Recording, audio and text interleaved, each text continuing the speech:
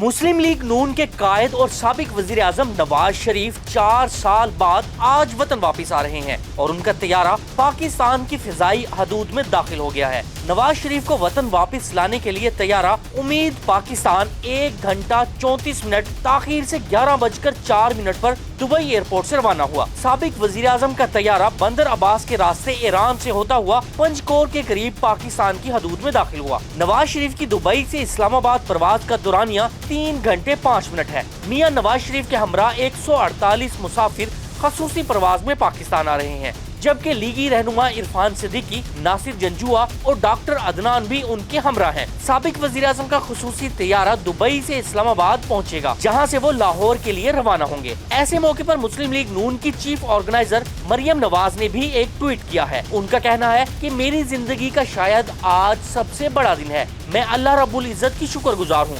जितने दुख और तकालीफ नवाज शरीफ ने पिछले 24 सालों में सहे, शायद ही उसकी कोई मिसाल हो। उनका कहना है कि नवाज शरीफ के कुछ जख्म ऐसे हैं जो कभी नहीं भर पाएंगे, मगर जितने अरूज भी नवाज शरीफ ने देखे वो भी शायद किसी और के हिस्से में ना आए हों। उन्होंने मजीद कहा कि पाकिस्तान आज नवाज शरीफ का एक और अरूज देखने जा रहा है इंशाअल्लाह। उन्होंने नवाज शरीफ के लिए ये भी लिखा कि आ जा तेनू अखियां उड़ीक दियां।